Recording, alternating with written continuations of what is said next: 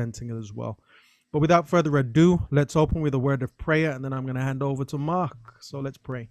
Dear Lord, I thank you very much for the privilege again to be here this evening. Father, as we go through these elements of prophecy, you said that you tell us things before they take place so that when we see it happen, it will help us to believe.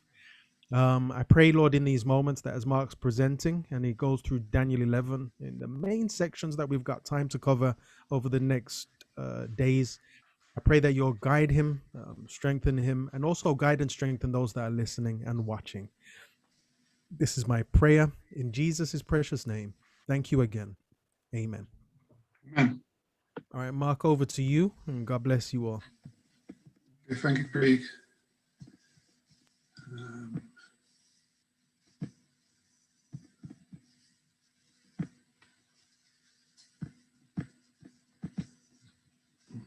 Okay. Hello again, everyone. Again, it's a pleasure to be here. I thank Craig for the opportunity.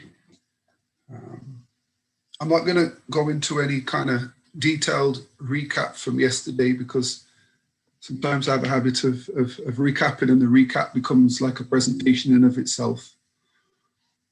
And so everyone should have access, as Craig said, to the notes.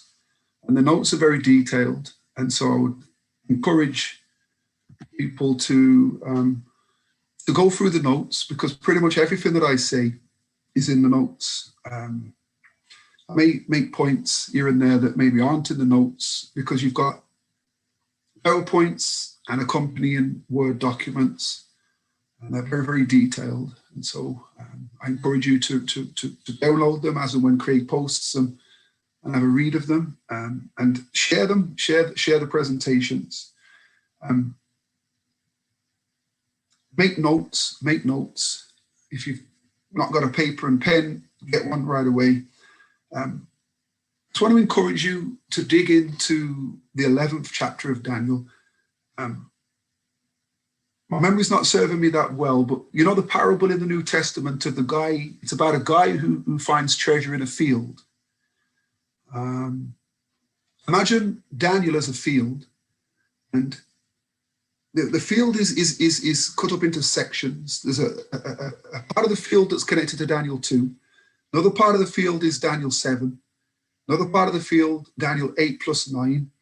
Lots of digging's been done in chapters 2, 7, 8, and 9. So those parts of the field have been excavated thoroughly by lots of people.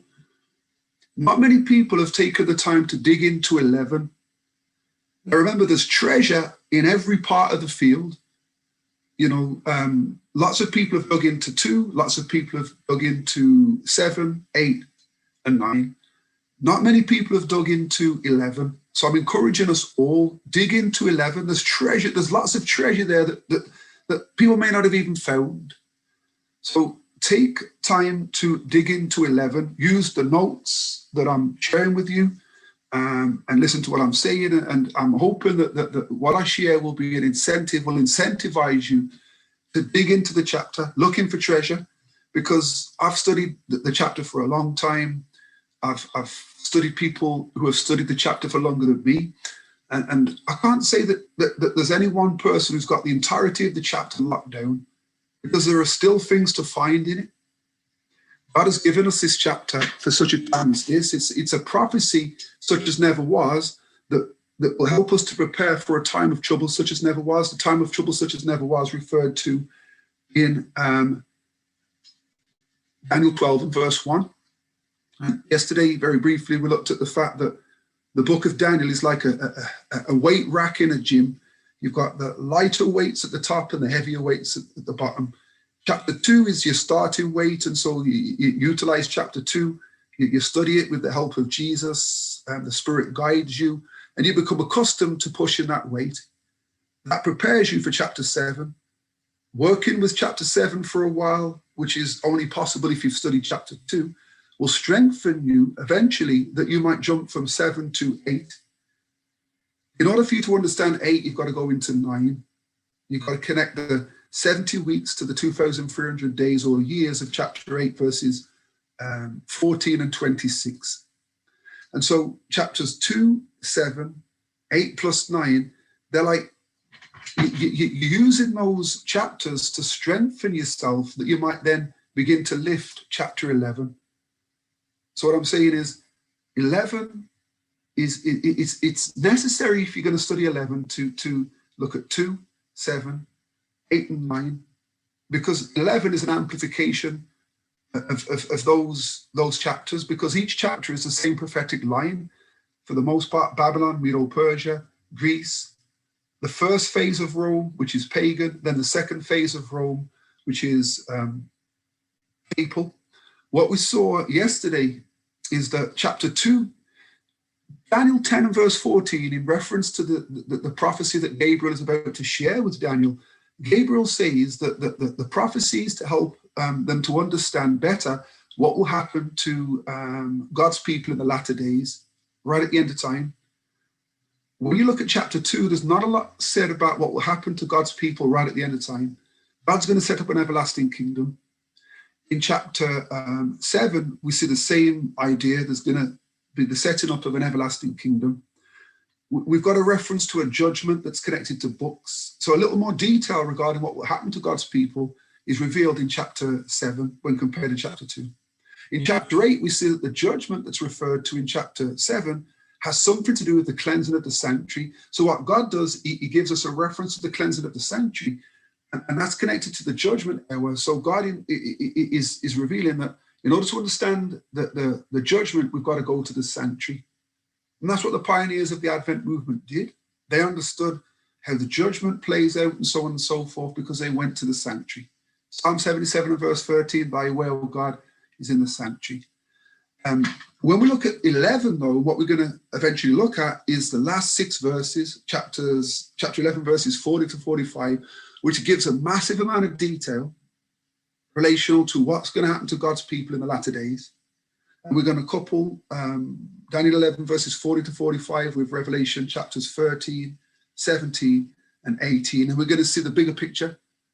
And one thing that we looked at yesterday is that the history of the world from the beginning of sin, when sin came in, right until the second coming, is like a night. Remember we looked at that? Those of you who are in the group, it's like a long night. And every night consists of 4 watches, the first, second, third, and fourth watch. We looked at the fact that you've got 4 kingdoms. We looked at the importance of understanding how near we are to the morning. And we saw that prophecy helps us to understand how far the night is spent. Again, 4 watches, 4 kingdoms, 4 watches, 4 prophetic lines. Each prophetic line brighter than the other. Daniel 2 enlightens us. Is made brighter via Daniel 7. Daniel 8 coupled with 9 shines brighter still. The brightest of the prophecies is the one that we're able to understand now during the darkest era of Earth's history is chapter 11. And so those are some of the things that we were looking at yesterday, and all of those details you'll find in the notes. So we're looking into part 2 this evening. We're going to be looking at verses 1 through to 14. 1 through to 14. As I said yesterday, if time permits, or if I get to verse 14 early enough, I'm going to just go into to part 3, because there's a lot of information. There's a lot of information. This is why I made sure that I got the files to you all, because I'm not going to be able to read every quote. I'm not going to be able to go into every fine detail, but you'll be able to do so in your own time, utilizing the slideshows and the Word documents that I've sent to you. So let's go into the presentation. Just quoting, or I'll paraphrase what Uriah Smith says. When you look at Daniel 11, it's not a thing where you're going to use or you're going to see a lot of symbols. In chapter 2, you've got this image that's made up of different metals: gold, silver, brass, iron, then iron and clay. Each metal typified a kingdom. I read the quote. It says, "We now enter upon a prophecy of future events, clothed not in figures and symbols as in the visions of 2, 7, and 8, but given mostly in plain language. Many of the signal events of the world's history, from the days of Daniel to the end of the world, are brought here to view. This prophecy, says Bishop Newton, may not improperly be said to be a comment, an explanation of the vision of chapter 8, a statement showing how clearly he perceived the connection between that vision and the remainder of the book. That's Uriah Smith, his book Daniel and the Revelation, page 233. So what we see in chapter 11 is slightly different when compared to what we see in chapters 2 and 7 and 8. In 2, Nebuchadnezzar has a dream in which he sees a vision. He doesn't remember the dream, let alone understand it. And so he calls upon the wise men. The wise men aren't able to help. Daniel has recently been blessed with the ability to understand all dreams and visions. So God uses Daniel. Daniel utilizes his talent to help the king to understand to know what the dream was and to understand the meaning of it. So history is wrapped up in symbols in chapter 2. In chapter 7, Daniel has a vision. In the vision, he sees the lion, the bear, the leopard, the terrible beast, the horns, and so on and so forth. Everything is wrapped up in symbols. So what happens in 2, you have a vision that has to be explained. In chapter 7, you have a vision that has to be explained. Gabriel explains, Daniel is used by God to explain the vision to Nebuchadnezzar. In chapter 7, Gabriel explains the vision to Daniel. The vision that Daniel sees is explained by Gabriel. Same in chapter 8. Daniel goes into vision, symbols are utilized, and then Gabriel, after the fact, comes along and says, let me tell you, God says to Gabriel, help this man to understand the significance of the symbols.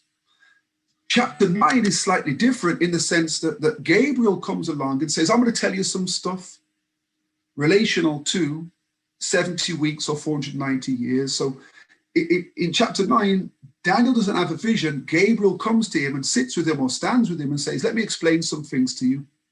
It's very similar in chapter 11. Daniel doesn't have a vision with symbols that have to be explained afterwards. Gabriel comes along and God tells him, help this man to understand what will happen to his people in the latter days. And we've seen that anyone who accepts Jesus becomes a spiritual Jew. Hence, they're one of Daniel's people who will experience the latter days, who will go through the latter days. So basically, Gabriel isn't having to explain symbols. Gabriel is talking Daniel through a sequence of events. Now, what we'll see is that eventually events are wrapped up in signs and symbols because the vision is to be sealed up. And eventually, after a certain point in time, as we go through the verses, we'll see that symbols are employed because the latter end of the vision is to be sealed up and wrapped up. Hope I'm making sense. But that will be further explained when we get there. So it's a different kind of prophecy. It's not symbols, or it's not a vision that Daniel sees that has to afterward be explained. Gabriel comes to him and just talks him through things. There's going to be a king, there's going to be this king, there's going to be that king, and so on and so forth. Just interesting how Daniel 11 is different. It's different. So let's go into the verses. Verse 1 reads, also I, Gabriel speaking, in the first year of Darius the Mede, even I, that is Gabriel, stood to confirm and to strengthen. And now what we see in Daniel 11 is a lot of standing up. A lot of standing up. Now remember yesterday what we looked at? In order for Gabriel to begin to explain or to basically share things with Daniel, Michael had to kind of stand up and back Satan off, because Gabriel was heading to Daniel in answer to a prayer, but Satan withheld him for a while. Satan is described as a prince of Persia because he has kind of a controlling influence over Cyrus at that time. So Satan is typified by with the terminology of the prince of Persia. So there's this wrestling between Gabriel and Satan for 21 days, but then Michael comes along. Yeah, Michael comes along, Satan has to back off. And basically, he then makes it possible for Gabriel to talk to Daniel. Now, bear this in mind, whenever the Son of God is dealing with things to do with salvation, you'll see him, especially in the New Testament, he's called Jesus, or Yah is salvation. Yeah. Whenever he's dealing with Satan in battle, you'll see him referred to as Michael.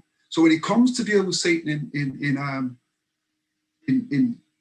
Daniel 10, you'll see he's referred to as Michael. And then when you look at Revelation chapter 12, you'll see that he, again, the Son of God, is described as Michael. He fights with his angels against the devil and his angels, and we know that Satan is cast out and so on and so forth.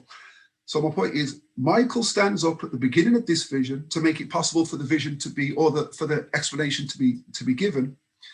And then we see in chapter 12 and verse 1 that Michael stands up to put an end to it. So Michael starts things, Michael finishes things. So we see either end of this vision, Michael or the Son of God, and he has to be the focal point. So he's the beginning and the end. But we also have to see Michael or the Son of God throughout the vision. And one thing that we looked at yesterday that I want to re-emphasize is that the wrestling between the kings of the north and south are all to do with who is the greatest. And that wrestling, that double-mindedness can be repeated in our experience. Remember, north and south, in reference, it's north of Jerusalem where the truth is, or was, and south of Jerusalem where the truth was. So Egypt is south of Jerusalem where the truth is in the sanctuary, and so on. Babylon is north of that central point, Jerusalem. Now, we can be so interested in I don't know, wrestling in the wrong way and doing the wrong things that we don't notice the Jesus in the center. And so Daniel 11, yeah, it's all about history, but it also reflects that the internal struggle that can take place in a Christian's heart and mind. If we don't focus on the central truth, that is Jesus and the cross and so on and so forth, we'll be back and forth like the kings of the north in our heads, like the kings of the north and south issue will be going on in our heads. Sometimes the king of the north and south issue goes on in church, people arguing over who is the greatest. Even the disciples were arguing over who was the greatest. We looked at that yesterday. And because of that, they lost sight of the Jesus who was in their midst, So also I, Gabriel, in the first year of Darius the Mede, even I, Gabriel, stood to confirm and to strengthen. And let's go into that. So when we look at the first years of Darius as found in the book of Daniel, there are two first year texts or chapters.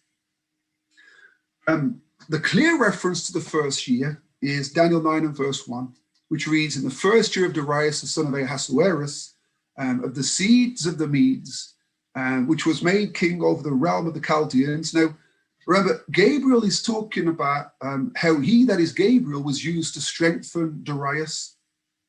Now, when we look at chapter 9, there's a reference to his first year, but there's nothing said about Darius at all. It's just a reference to the time that Daniel was studying and understood by books, the fact that they would be in captivity for 70 years,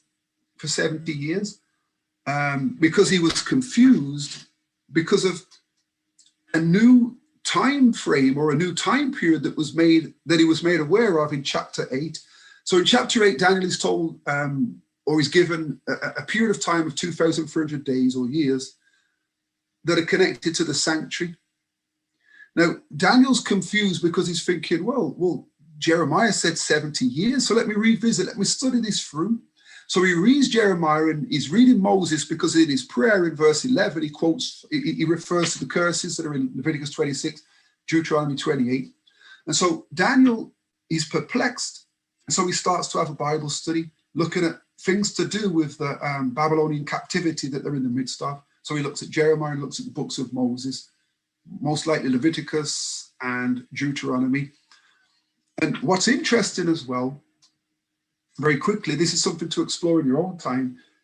Daniel is praying earnestly because he wants to understand the 2,400 days. Yeah, bear that in mind, that Daniel is praying earnestly that he might understand the 2,400 days. So it's a necessity, it's essential that in the first year of Darius, Daniel is praying earnestly to understand the scripture because he's perplexed. So in the first year of Darius's reign, there's a necessity to pray earnestly. Bear that in mind. That will factor in a moment or two. That will become relevant in a moment or two. The other reference to the first year of Darius, and it's not a direct reference, we can conclude that it is the first year of Darius, though, is in chapter 6. Remember in chapter 5, we see that Darius takes the kingdom, having slain Belshazzar. And then straight after that, verse 1 of chapter 6 says, it pleased Darius to set over the kingdom and 120 princes, which should be over the whole kingdom. Yeah, which should be over the whole kingdom. So what we see in chapter 6 is something going on as soon as Darius becomes king of Babylon, or as soon as Darius subjugates Babylon. And so that's the first year. Now, what we see in Daniel 6 is the story of the lion's den. So in which of the two chapters could we see a fulfillment of what Gabriel says or describes in Daniel 11 and verse 1? I'm saying that it's chapter 6. Because remember, Gabriel says that something happened that resulted in the strengthening of Darius. In the strengthening of Darius. Yeah.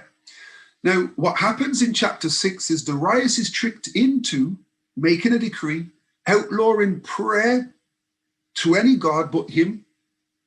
Now, bear in mind, this is just like some food for thought. What is Daniel seeking to understand as described in chapter 9, which also happens to be the first year of Darius? He's having to pray earnestly. Do you think it's coincidental or the plan of Satan that Satan tries to outlaw prayer in Darius' first year? So Daniel is seeking to pray earnestly. And what we see in chapter 6 is that Satan moves upon people to make prayer illegal.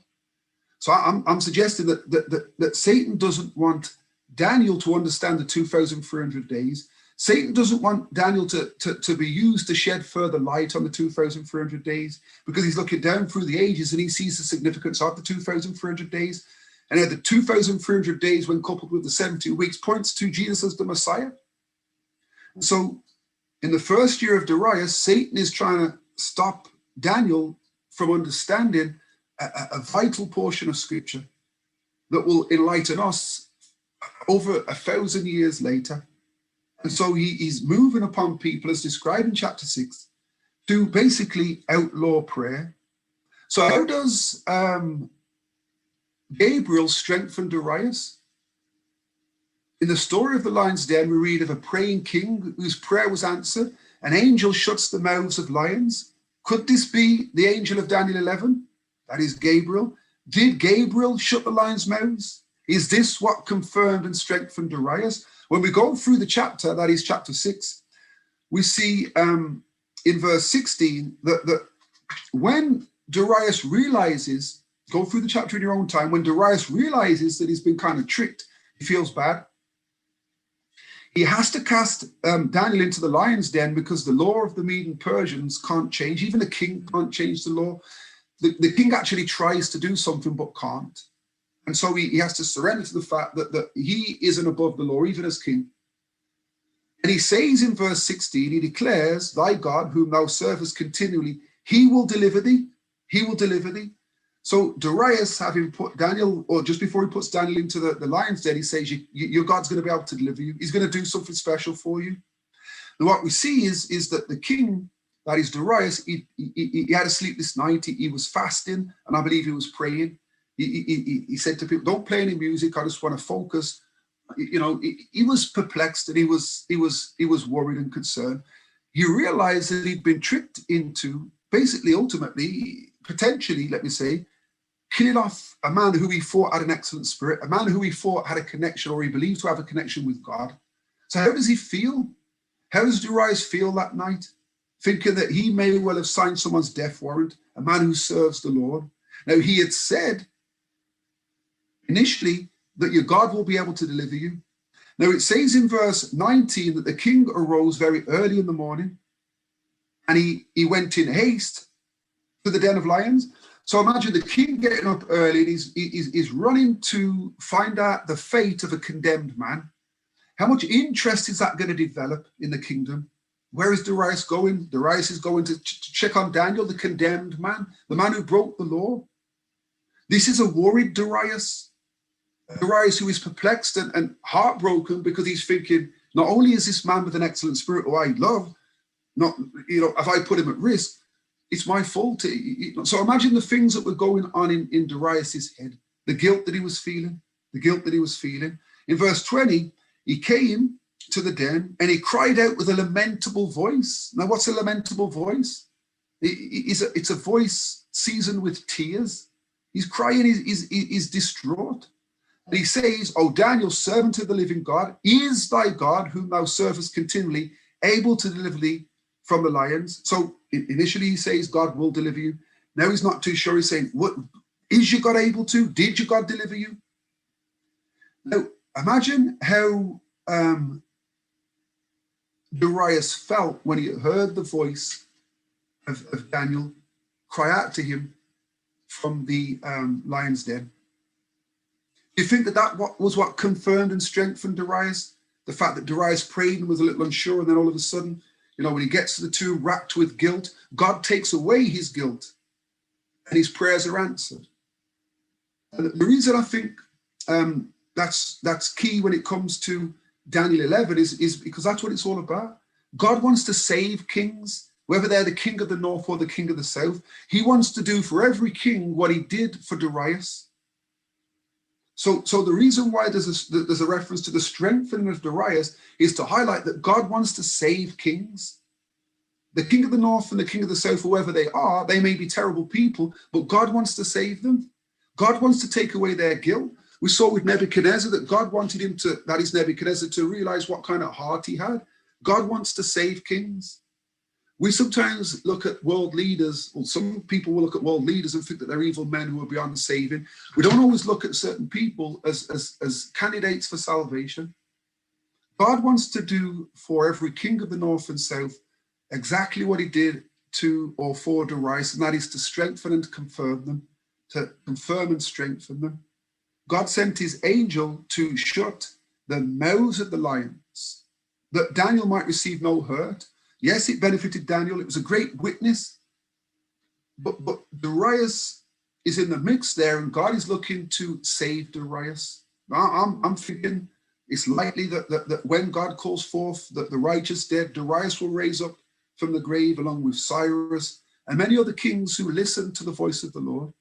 So again, I'll stress that the point of verse 1 of Daniel 11 is to show that every king of the north and south, God wants to strengthen and confirm. He wants to save them. He wants to save them. And that's what it's all about. That's what chapter 11 is all about. It's a revelation of the love of God. It's a revelation of the love of God. And what's interesting as well is, look at this verse. My God has sent his angel and have shut the lions' mouths. Revelation 13 and verse 2, describing the enemy of God's people in the last days, or in the Christian dispensation, using symbols. Verse 2 says, Revelation 13 and verse 2, and the beast which thou saw was like unto a leopard, and his feet were as the feet of a bear. Listen, and his mouth the mouth of a lion. And the dragon gave him his seat, his power, and great authority. So the enemy of God's people during the Christian dispensation has the mouth of a lion. In literal Babylon, the mouths of literal lions were closed by the angel of the Lord to save a literal Israelite so that a king might see his glory. Will the Lord close the lion's mouth of spiritual Babylon to save spiritual Israel, that the people of the world might see his glory? I believe that to be so. So what happened in the lion's den, in a literal sense, will happen in a spiritual sense right at the end of time, because the beast that will seek to devour God's people, that dragon-like beast with the mouth of a lion, described in Revelation 13 and also in Revelation 12, verse 17, and the dragon was wrath with the woman and went to make war with the remnant of her seed. How does the lion attack? With the mouth. We've seen here in the book of Daniel that the strengthening of Darius was as a result of Gabriel closing the lion's mouth, a literal lion's mouth. God is going to close the mouth of the lion, the mouth of the dragon, when it comes to God's people, his people, in the last days. We need to believe. We need to look back to what God did back in Daniel's day and know that he is the same God yesterday, today, and forever. He's going to close lions' mouths for us. We just need to trust in him. We're going to go into a lion's den. We're going to go into a great test that will reveal the glory of God. And we've got to have faith that when we go into that test, God will close the mouth of the lion for us. So there's a lot in chapter 11 and verse 1. I'm only kind of scratching the surface. A lot of people just read that verse and then go into verse 2. But I'm hoping that you see that the special nature of verse 1. It's like a foundational thing in the sense that God is declaring in verse 1, I want to save the kings of the north and south. I don't want them to be lost. I want to save them. I want to save them. Just as I helped Darius, I want to help every king of the north and south, whoever they may be at any given time. And the reason why they struggle is because they're not humble and they don't focus on the truth that's central, that they pass by every time they go to war with each other. So verse 2, now I will show thee the truth. Behold, there shall stand up yet 3 kings in Persia, and the 4th shall be far richer than they all. And by his strength and through his riches, he shall stir up all against the realm of Grecia. He shall stir up all against the realm of Grecia. Now, from chapter 10 and verse 1, we see the king in power at the time is Cyrus. And when it refers to king standing up, it's the coming of a new king. So whenever a king stands up, it refers to the coming of a new king. So after Cyrus, there shall yet 3 kings stand up in Persia. So after Cyrus, you've got three more kings, chronologically. Then you've got a 4th, and the 4th of the 4 kings will use his strength and riches to stir up all against the realm of Grecia. So he, that is the 4th king, will do something to basically trouble Grecia. And it will eventually result, as we see, in the coming of Alexander. Now, what we see where the Grecians are concerned is the fulfillment of a prophecy that was given back in the book of Genesis. When you look at Genesis 9, you'll see in verse 27, have a look in your own time, there's a reference to the enlargement of Japheth, that is the third son of Noah. When you look at Genesis 10, from verses around 1 to 5, you'll see the genealogy of Japheth. Japheth's descendants settle in what are called the Isles of the Gentiles. So Japheth's descendants go up north. Until Grecia comes on the scene, it's Shemites and Hamites that are involved in the back and forth.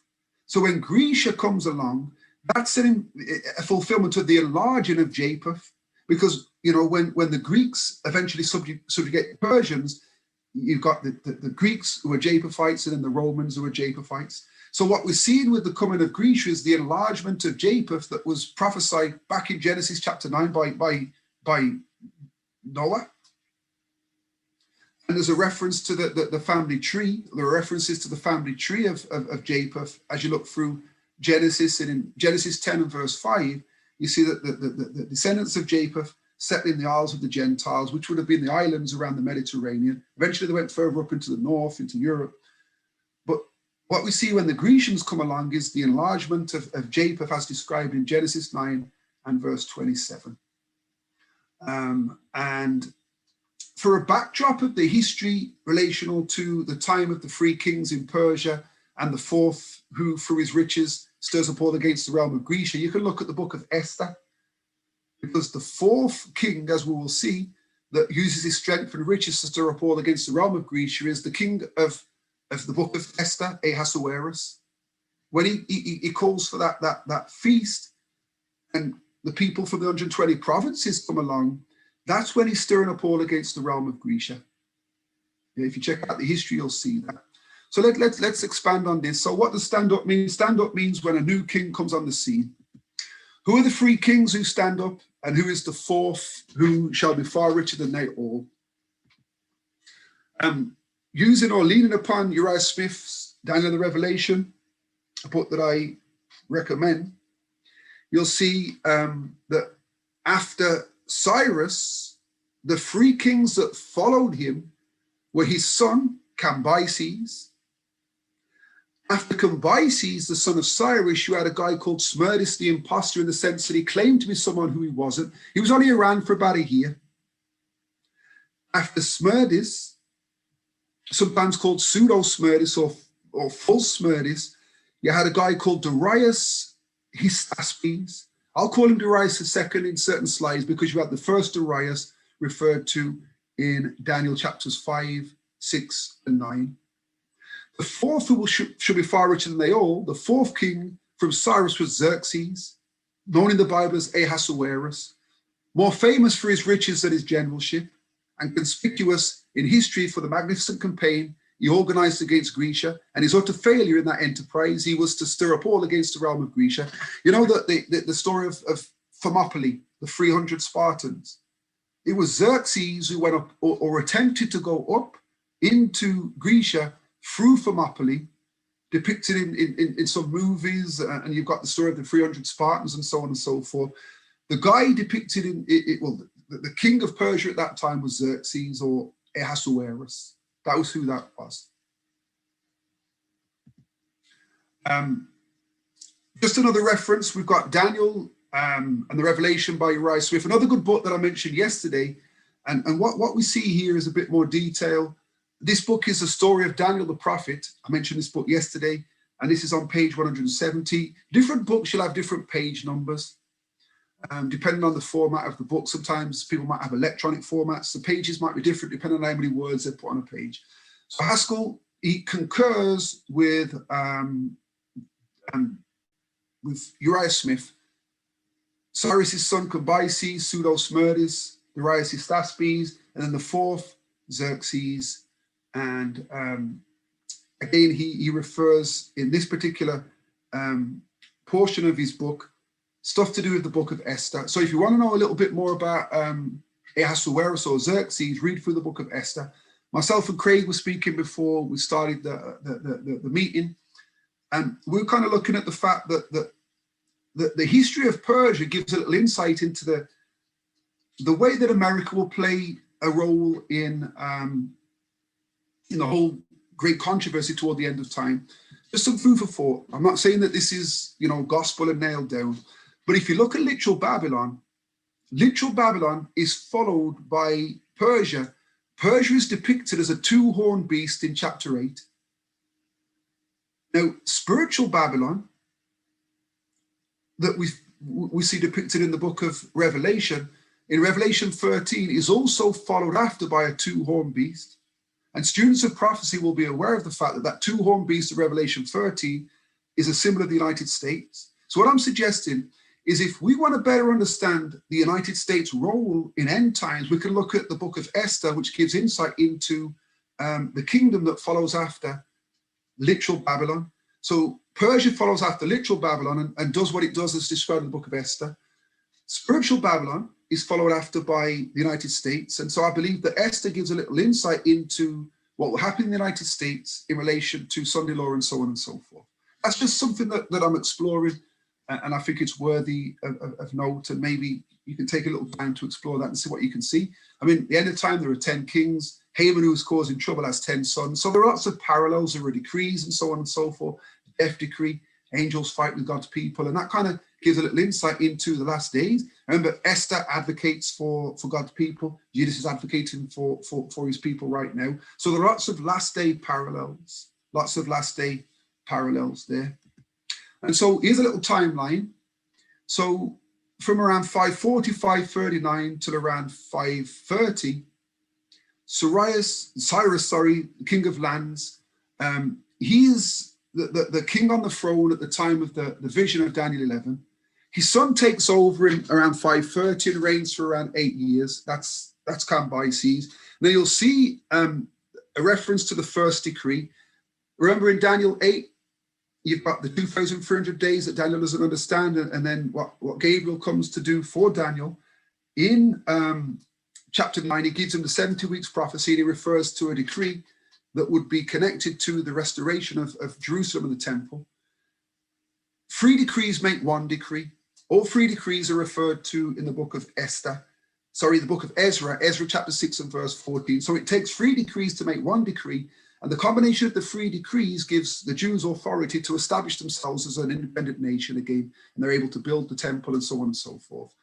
So you've got 3 kings that stand up after Cyrus, the first of which is Cambyses. You can see the years of his reign there. Then you've got Pseudo-Smerdis, an imposter. He pretended to be Smerdis, but wasn't Smerdis. And you can look at his history. But for time's sake, I'm not going to go into that because there's a lot of history. And if I were to touch on every element of history, just a couple verses would take hours. After Pseudo-Smerdis, you have Darius. He's called the first Hystaspes because Historically, the Darius who's referred to in the book of Daniel has a different name. He has a different name, and I don't want to really go into that. So you've got Darius, the first Hystaspes. He signs the second decree because of issues to do with the first decree. The second decree was necessary. You've got a reference to the Battle of Marathon there in 490. And then you've got the reign of Xerxes. He's the fourth, who is far richer than the previous three. Xerxes, or Ahasuerus, the guy mentioned in the book of Esther, sorry, getting mixed up between Esther and Ezra. And he does a lot of stuff described there in 480. You've got Thermopylae and so on and so forth. So the story of the 300. That is Xerxes, is the king depicted well, he's the king who's connected to that great battle there in Thermopylae when Leonidas and his 300 Spartans fight against, and they hold back the Persian forces that some say were 1 million strong. And then what I put there, I put another king's name on there, because the king who follows after Xerxes or Ahasuerus is Artaxerxes Longimanus, the one who basically signs the third decree that makes it possible in 457 for the commencement of the restoration and rebuilding of Jerusalem, which is the starting point for the 2,300 days prophecy or years prophecy that we find in Daniel 8 verses 14 and 26. Hope I'm making sense. Again, lots of information. So what I've done here, I've put the text up again, and the red portions of the text are like the interpret, not so much the interpret, but it's the information. We've got the names of the different individuals. So now I will show thee a truth. Behold, there shall yet stand up 3 kings, Cambyses, Smerdis, and Darius. I call him the second because there was another Darius prior to him, the one that's mentioned in the book of Daniel, in Persia. And the fourth, Xerxes or Ahasuerus, shall be far richer than they, the previous 3. And by his, that is Xerxes' strength, through his, that is Xerxes' riches, he, Xerxes, shall stir up all against the realm of Grecia. So Xerxes causes trouble with Grecia, which results in verse 3. Grecia is introduced in verse 3. Now, remember, one thing I want to highlight is the transitional verses from one kingdom to the next. It's pretty obvious that verses 2 and 3, we've got a transition. A mighty king stands up, which means a change of power. So what we see when we look at verses 2 and 3, we see in chapter 2 of Daniel, follow me closely, in chapter 2 of Daniel, you've got gold, you've got silver, you've got brass, then you've got iron and clay.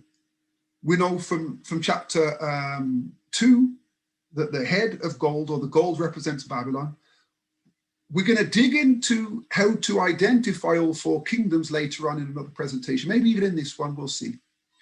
But we know the sequence, and we'll nail this down, is Babylon, Medo-Persia, Grecia, Rome phase 1, or the pagan phase of Rome, and then Rome phase 2, the papal phase of Rome. So what we see here in verses 2 and 3 of chapter 11 is the switch from silver, the Medo-Persian element, to the brass or the bronze of Grecia. We see the switch from the bear of chapter 7 to the leopard-like beast. We see the switch from the ram to the he-goat, as depicted in chapter 8. So verses 2 and 3 is the transitional point where we see a switch from Persia to Grecia. A mighty king stands up and shall rule with great dominion and do according to his will. The mighty king, who is the mighty king? We've got a reference here from A.T. Jones's book, The Great Empires of Prophecy. Great Empires of Prophecy, a very, very thick book, very good book. He says, the mighty king that stands up corresponds with the notable great horn of the he-goat of Daniel 8. The mighty king is Alexander the Great. Scholars are pretty much unanimous on this interpretation. Alexander the Great, the son of Philip, at 20 years of age, succeeded Philip as king of Macedon, head of Greece, in 336 BC. Darius Codomanus succeeded Ochus on the throne of Persia the same year. Thus, the last king of Persia and his conqueror that was to be began to reign in the same year. That's Great Empires of Bible Prophecy, written in 1898 by A.T. Jones, page 151, paragraph 1. What we see here is another reference to the same history, and it's a little bit more about Alexander, the fact that he was an illustrious pupil of Plato. Again, it refers to his starting point of reigning at 336. And so what I've done, I've just put different authors' quotes connected to the same portion of scripture. Now, when it says Alexander does according to his will, there were three major battles that brought an end to the Persian Empire. Remember, Alexander, he sits on the throne at 20 years of age in 336 BC. Now remember, Persia had already stirred up all against the realm of Grecia. So Grecia has a problem with Persia. And what we see in the whole of Daniel 11, for the most part, is a back and forth between kings of the north and south, between different kings. You have in 334 BC, in May of that year, a great battle near Granicus River. So it was called the Battle of Granicus River. In November the 5th of 333 BC, you had the Battle of Issus. And then finally, the Battle of Gargamella, also known as the Battle of Arbela, on October 1st, 331. It's in 331 that the Persians basically suffered a death blow, making way for Grecia. So in 331, you've got the transition from silver to brass, and from the bear to the leopard, and from the ram to the he-goat. You've got, as I said in Genesis 9 and verse 27, the beginning of the enlarging of Japheth, an ancient prophecy, So we have here, as I mentioned earlier, a transitional point. Verse 3 marks the end of the silver period of Daniel 2 and the beginning of the Grecian kingdom represented by the brass. It also marks the transition from the bear to the leopard-like beast in chapter 7, as well as the fall of the ram having been subdued by the he-goat, as described in chapter 8. The transitional date is marked at 331 BC, corresponding with Alexander's victory at the Battle of Arbela. Hope all that makes sense. Now, this is an interesting quote from Stephen Haskell's book. I'll read it. It says, Greece spans the gulf between the Old and the New Testament. Its telling work as a nation was done during the time when there was no prophet in Israel, the period between Malachi and Christ. Hence, the book of Daniel is the only portion of the Bible which deals with this nation. History of Greece can be traced to Javan of the family of Japheth, as I mentioned earlier in Genesis 10, who with his sons settled in the isles of the Mediterranean, or the isles of the Gentiles. The natural divisions of the country by the bays and mountains developed many independent or semi-independent tribes, but they had one common language and one religion. Now, Alexander managed to bring all of these independent, semi-independent tribes together. He had like the Spartans and the Thracians and all of these different individuals. They all came together under one leader, that is Alexander the Great. They became mighty, and they were able to eventually conquer the Persians, beginning the enlargement of Japheth, because the Persians were Shemites in origin. So for a long time, the Canaanites and the Shemites ran things, but then you had the enlargement of the Japhethites, beginning with the Grecians, and then it carries on through, and the Romans come up, and so on and so forth. So it's a very significant transitional point in history.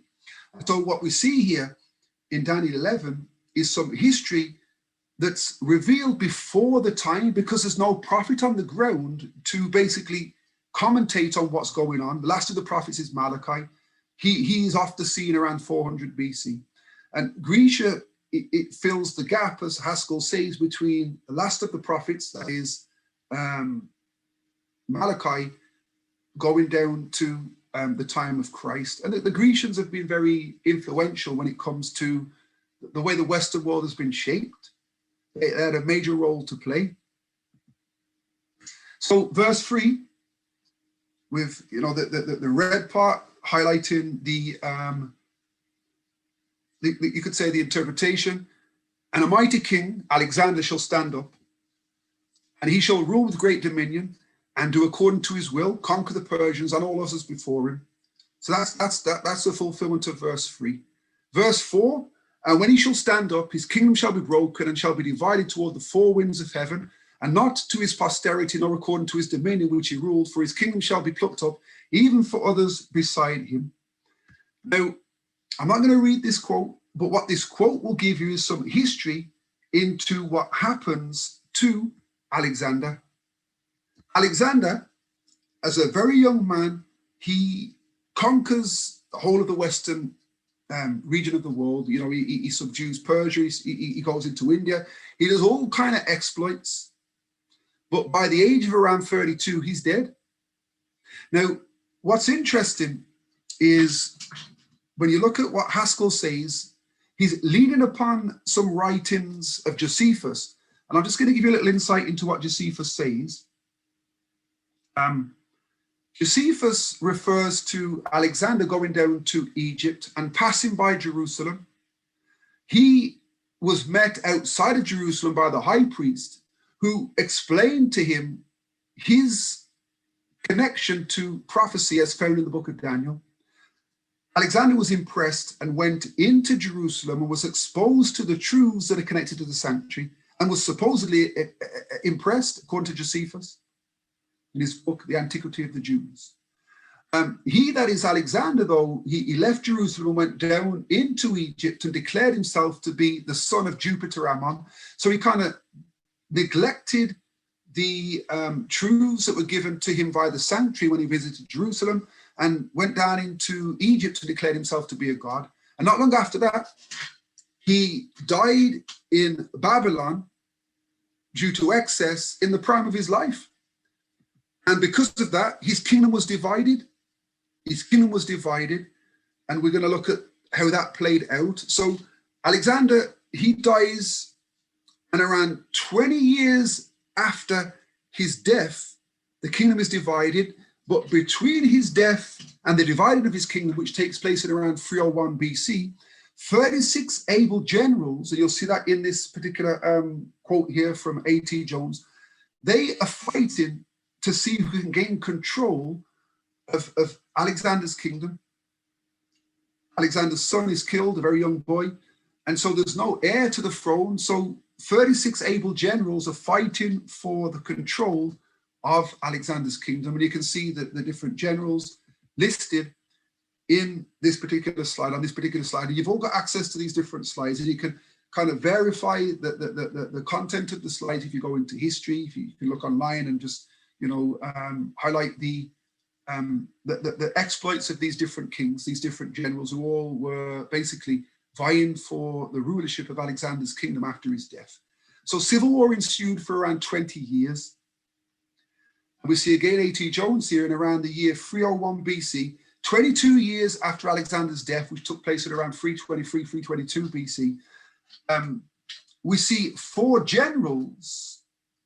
They come together and they basically align each other. They align with each other, and they basically defeat the other 32 generals, and they decide on separating Alexander's kingdom between themselves. Four generals. Here are the four generals. Lysimachus, you can see he takes the north. So these four generals come together, they unify their forces, they defeat all of the other generals, and they divide Alexander's kingdom between the four of them. You can see the central point there is Israel. So Lysimachus takes north of Israel. Seleucus, he takes east of Israel. Ptolemy takes south. And Cassander, he takes control of the west. So we see a kingdom divided. And what we see is a reference to the four winds, or the four compass points. So you've got a king of the north, you've got a king of the east, you've got a king of the south, and you've got a king of the west. Yeah, these four kings are very significant when it comes to the history of the world. And what you'll see in chapter 7 is that the leopard-like beast with the wings of a fowl, four wings of a fowl, also has four heads. These are the four heads of the leopard beast of Daniel 7, Lysimachus, Seleucus, Ptolemy, and Cassander. What you see in chapter 8 is the destruction or the death or the breaking of the great horn, that's Alexander. And then there's a reference to four horns that come up after him. Again, Lysimachus, Seleucus, Ptolemy, and Cassander. So verse 4, and when he, Alexander, shall stand up, he shall be broken, and his kingdom divided to the four winds of heaven, to the north, east, south, and west, and not according to his posterity, or not to his posterity or his offspring, nor according to his dominion which he ruled. For his kingdom shall be plucked up, even for others, Lysimachus, Seleucus, Ptolemy, and Cassander. So what we see in verse 4 is the death of Alexander. Civil war breaks out for around 20 years, and eventually in 301 BC, 4 generals, Lysimachus, Seleucus, Ptolemy, and Cassander, divide Alexander's kingdom between themselves. So Lysimachus is in the north, Seleucus is in the east, Ptolemy is in the south, and Cassander is in the west. So by the end of verse 4, we're in time, we're in 301 BC. So verse 4 is 301 BC. Now what we see in verse 5, it says, and the king of the south shall be strong, and one of his princes, and he shall be strong above him, and have dominion. His dominion shall be a great dominion. So by verse 5, we've got a reference to the king of the south, and we've got another reference to another king. So, and the king of the south shall be strong, and one of his princes, he shall be strong above him, and shall have dominion. His dominion shall be a great dominion. Now, historically, we'll see. In fact, let me just go through the history. I'm not going to read the reference that you've got on screen. This is something that you could do in your own time. There are a few references. You've got Uriah Smith, then you've got Stephen Haskell, and then you've got A.T. Jones. All 3 writers give you little insights into the same history, You've got, remember, Lysimachus in the north, you've got Seleucus in the east, you've got Ptolemy in the south, and Cassander in the west. What happens historically is Cassander is very soon conquered by Lysimachus. So Lysimachus is now controlling the north and the west. Not long after Lysimachus conquers Cassander, Seleucus conquers Lysimachus. And so now Seleucus controls the north, east, and west. And, interestingly,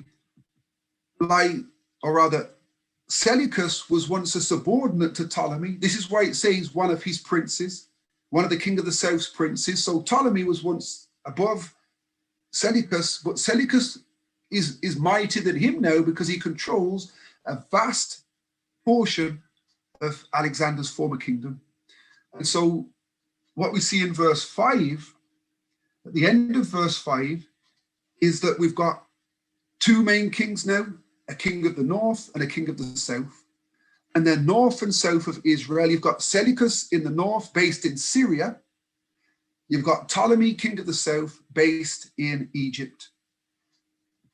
So verse 5, historically, we read it this way, and the king of the south, Ptolemy the first Soter, that's the general who conspired with the others, shall be stronger. One of his, Alexander, some say Ptolemy's princes, that's Seleucus the first Philopator,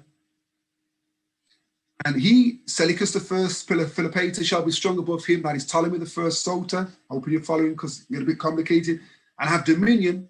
His, Seleucus the first Philopator's dominion shall be great. So basically, in a nutshell, the king of the south is Ptolemy the first Soter. Now, one of his princes or one of Alexander's subordinates, some say that the reference is when it says one of his princes, it's that Seleucus was a prince of Alexander. Some say that Seleucus was a prince of Ptolemy. But either way, the prince that's now pitted against Ptolemy is Seleucus the first Philopator. The reason why it says that Seleucus is stronger than Ptolemy is because Seleucus controls the north, east, and west. Ptolemy controls the south or Egypt.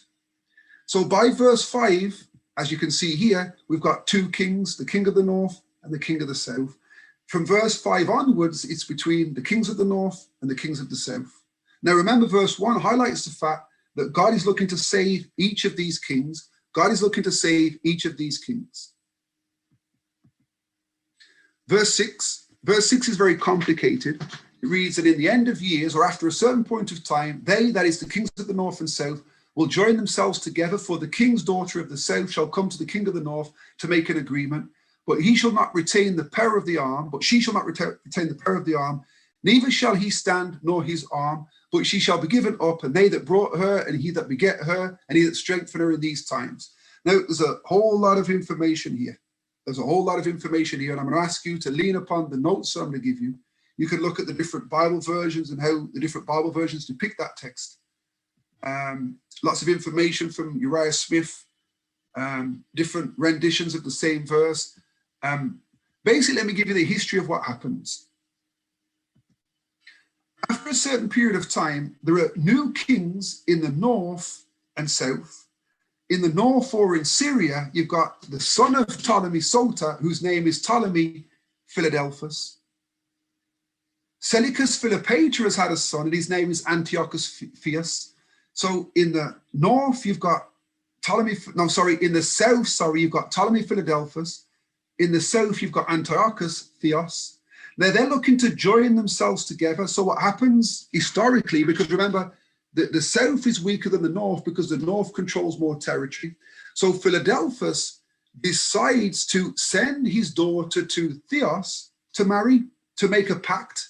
And that's what often kings would do. They would intermarry. They would marry each other's children or give off their children in marriage to kind of form pacts and alliances. So Philadelphus sends his daughter Berenice to marry Theos. Now Theos is already married to a lady called Laodice. So they make an agreement, that is Philadelphus and Theos, that Theos marries Berenice so that they kind of come together as a combined unit. Now it says that Berenice doesn't retain the power of the arm, and basically what happens is the wife of Theos, who is put away, Theos puts away his wife Laodice. She's not happy. Eventually, historically, Philadelphus dies. And so Theos decides to put away his wife, Berenice. Laodice isn't happy, so what she does, she kills Berenice, fearful that Theos might want her back. She also kills Theos, as well as Theos' son. And so verse 6 is highlighting this back and forth between Philadelphus, Theos, Berenice, and Laodice. And what Laodice does, she places her son, the child of Theos, who she killed, whose name was Callinicus, on the throne. So you've got like a twofold union in the north now, between Callinicus and Laodice's mother. Yeah. And we'll see in a little while that there's a new king in the south whose name is Xerxes. Hope I'm making sense. A lot of history. And as I said, lean upon the notes and the quotes you'll see in these quotes here, the ones that you can see on screen, some insight into the history that I've just shared with you regarding Philadelphus, Theos, Berenice, Laodice, and so on and so forth, Callinicus, and the other people involved in the saga that's depicted in verse 6. Verses 7 to 9 read, "But out of a branch of her root shall one stand up in his estate, which shall come with an army, and shall enter into the fortress of the king of the north, and shall deal against him and prevail, and shall also carry captives into Egypt their gods, with their princes and their precious vessels of silver and gold. And he shall continue more years with the king of the north. So the king of the south shall come into his kingdom and shall return into his own land." So what we will see as we go through chapter 11 is a lot of tit for tat. King of the north attacks the king of the south, prevails to a certain degree. Then the king of the south is going to attack the king. So there's this back and forth. And each time they're attacking each other, they're bypassing, or they're going past Jerusalem, where you've got the sanctuary that's freshly been rebuilt because of the decrees of the Persian kings, some of which are mentioned or are referred to in the prophecy of 11 in chapter 11 and verse 2. So the sanctuary is reestablished so that whenever these kings pass by Jerusalem, they can stop by and gain access or insight into the truth that God has basically given them as an escape from the back and forth. So when you look at the history, when it talks about a branch of her roots, it's a reference to Berenice. Now, Berenice's brother, whose name is Ptolemy Euergetes, he succeeds or takes the throne after the death of his father, Ptolemy Philadelphus. Now, he's not happy with the fact that Laodice has killed his sister Berenice. So he raises an immense army and he goes up into the north and begins to basically beat up the Syrians, beating up the Assyrians. And he doesn't kill he doesn't kill Callinicus or Laodice. He basically takes some of their treasure and carries it back down into Egypt. And These references, you can see Uriah Smith's book, a couple of pages there, and going into pages, 238 and 239, all of that history is there. So verse 7, but out of a branch of her Berenice's roots, or one of Berenice's family, her brother, Ptolemy the third Eugetes, shall stand up in his estate, or in other words, he, Ptolemy Eugetes, shall basically take over Philadelphus having died. He raises an immense army and shall enter into the fortress of the king of the north. At the time it's Seleucus the third Callinicus, and shall deal against them, that is Callinicus and Laodice, and shall prevail. Verse 8, and shall also carry captives into Egypt their gods and with their princes and with their precious vessels of silver and gold. And he, Ptolemy the third Eugetes, shall continue more years than the king of the north, Seleucus the third Callinicus. Historically, when you look at the reigns of these kings, Eugetes outlives Callinicus.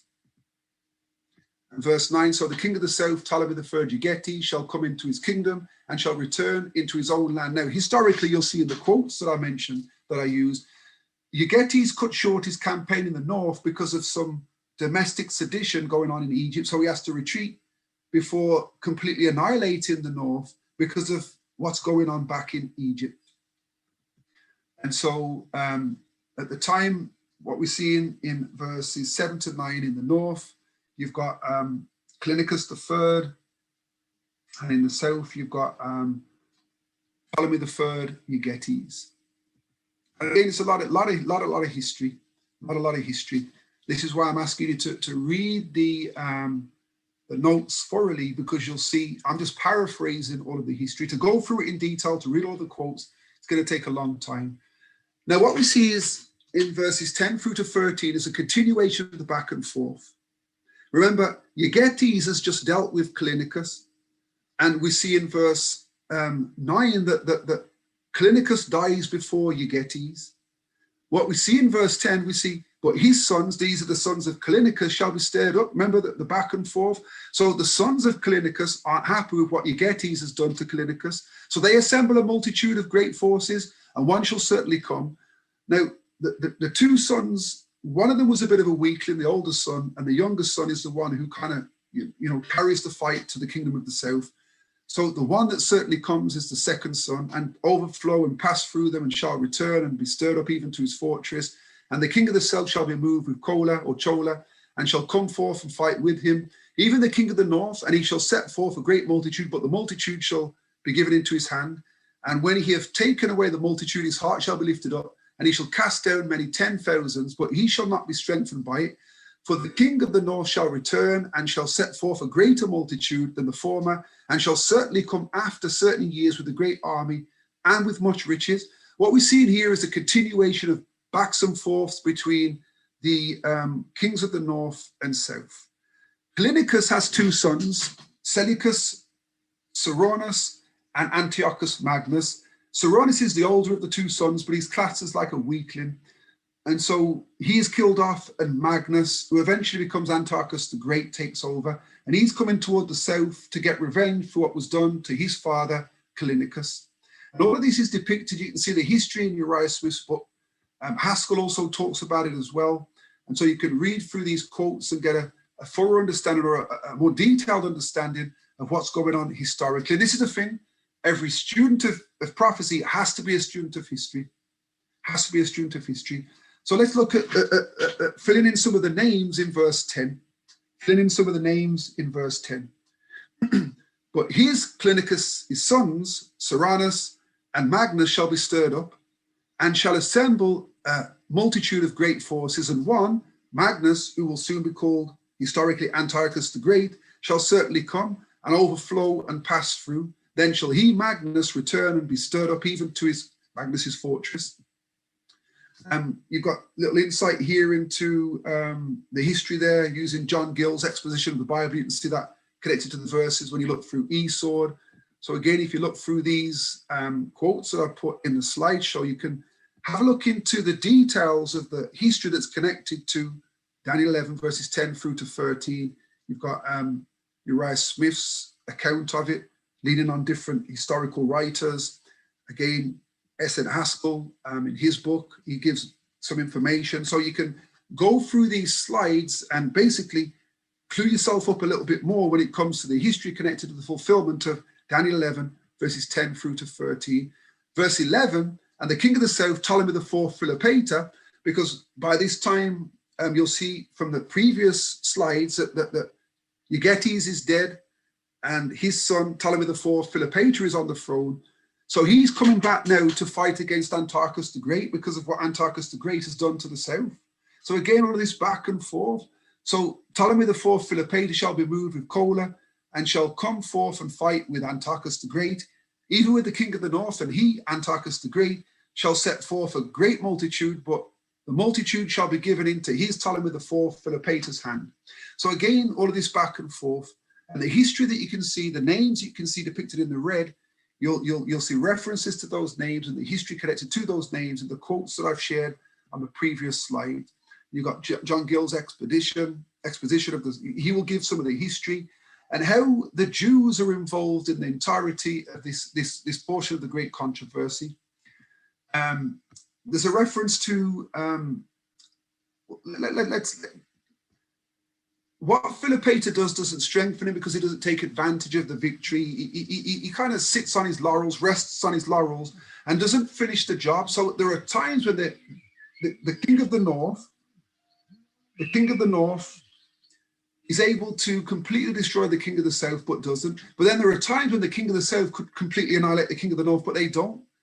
It's almost like God intervenes so that this back and forth continues to go on. And I think it's a lot to do with the fact that when they're going back and forth, each time they go back and forth, they're exposed to the truths that are contained in the sanctuary that's just been rebuilt because of the decrees of the three Persian kings. So they have an opportunity to be strengthened, just as Darius was, as described in Daniel 11 and verse 1. And again, Uriah Smith's going to give you a lot of the history to help us to understand the content of verse 12. And when he, Ptolemy IV Philopator, have taken away the multitude or defeated the king of the north, his heart shall be lifted up in the sense that his pride causes him to kind of settle on or rest on his laurels. And he, Ptolemy IV Philopator, shall cast down many 10,000s, but he, Ptolemy IV Philopator, shall not be strengthened by it. So he kind of beats up Antiochus the Great, but doesn't finish the job because of his heart being lifted up. He thinks, I've done enough. And he's cast down many 10,000s, but he doesn't benefit fully from it because he doesn't finish the job. And the king of the north shall return and set forth a multitude greater than the former, and shall certainly come after certain years with a great army and with much riches. Now, historically, Antiochus the Great comes back down, having been given time to rejuvenate and replenish his forces. So again, all of this back and forth between the kings of the north and south. John Gill is going to give you some information there. So in your own time, read through the quotes that are going to give you insight into the history, some stuff from Daniel and the Revelation. I'm giving you a lot of homework, a lot of reading. And the reason for that is because Daniel 11 is very, very detailed. And, you know, because of time constraints, you could spend hours going through the history, even of 10 through to 13, because I'm only touching on some of the sources.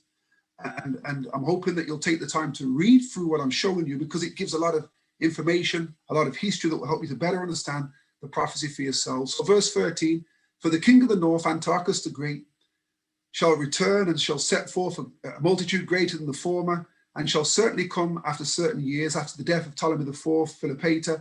There's another king whose name is Ptolemy V Epiphanes, with a great army and with much riches. And again, the red portion of the text here that has the names, the history that you draw the red names from is in the previous slides in those books that I've quoted from. And so what we have here is we're in around the year 226 BC now. You've got Antiochus the Great in the north, Israel in the center, and then Ptolemy the fifth, Epiphanes, he's now the king of Egypt. He is now the king of Egypt. Now, this is the last verse I'm going to deal with very quickly. And in those times there shall many stand up against the king of the south. Also the robbers of thy people shall exalt themselves to establish the vision, but they shall fall. Going into the history of this particular verse, remember the king of the south at the time is this guy here, Ptolemy Epiphanes. And Ptolemy the fifth Epiphanes, he's only a youngster. And so what happens historically is a lot of people stand up against him, seeking to take control of Egypt because they see him as a weak king. they see him as a weak king. Now it talks about the robbers of thy people exalting themselves to establish the vision. Now the robbers of thy people, you could also translate the word robbers, the Hebrew word translated robbers, into the breakers of thy people. So what we see in verse 14 is the introduction of, and we'll establish this more next Monday, the Romans are on the scene now. So we've got the Persians, we've got the Grecians, we've got the splintering of the Grecian Empire. Now we've got the introduction of a new player depicted here as the robbers or the breakers of thy people. What we'll see next time is that the breakers of thy people, it's a reference to pagan Rome. We'll look at chapters 2 and 7 and we'll see references to Rome breaking things. They're the literal breakers of God's people. Now, in Uriah Smith's book, you'll see insight into the history of what happens to Epiphanes in the south. In Daniel and the Revelation, you've got a lot of information. Haskell also gives insight into what's happening in verse 14 in his book.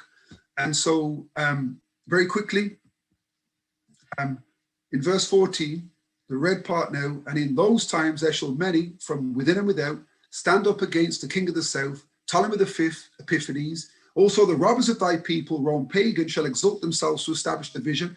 Without Rome, the vision can't be established, because we've got 2, 7, 8, and 9, and 11. In order for each vision to be established, you've got to have Babylon, Medo-Persia, Grecia, and Rome in its 2 phases. But they, Rome in its papal phase, shall fall. So what we see in verse 14 is the emergence of Rome. And there's like a merism in the sense that you've got the beginning and the end of Rome. And what we'll see from verse 14 is the filling of the gap between the establishment or the rising up or the coming of the robbers of thy people or Rome and the eventual destruction of Rome. So what we see in the latter end of verse 14 is the beginning of Rome in its pagan phase, the end of Rome in its papal phase, and then the verses afterward from verses 15 onwards, we're going to see how Rome subjugates the different regions of Grecia that were splintered up after Alexander's death. And we're going to see eventually the depiction of the destruction of Rome in its papal phase. And again, there's some more quotes here at the end of the presentation, toward the end of the presentation, that kind of highlight the fact that the robbers of thy people, it's a symbol or the Roman Empire being introduced. So if you get time, when you get time, between now and next week, read the quotes that I've shared with you to clue yourself up when it comes to the history connected to the verses, and that will help you a great deal when it comes to next Monday's presentation. So we leave off in verse 14 with the graphic on the screen. In the north, based in Syria, you've got Antiochus the Great. Centrally, you've got Israel. In the south, you've got Ptolemy the fifth, Epiphanes. And now you've got Rome on the scene. Rome has emerged on the scene. The robbers or the breakers by people have emerged. So verse 14 is another transitional verse. So verse 2, you've got the transition from Persia to Grecia. From verse 14, we're going to see the transition from Grecia to Rome. We're going to see the transition from Grecia to Rome. And that's for this week. I know I've gone a little bit longer than I would have liked. I'm hoping I haven't fried anyone's brain with the information, and I'm asking you, take time to read the quotes that I put in the presentations, because it will help to fill any of the gaps that I may have left when it comes to the history. So you might better understand the names, the significance of the names that are in red when I've kind of put the verses up with kind of an understanding connected to them. So that's me finished for this evening, and I look forward to continuing next Monday, God willing.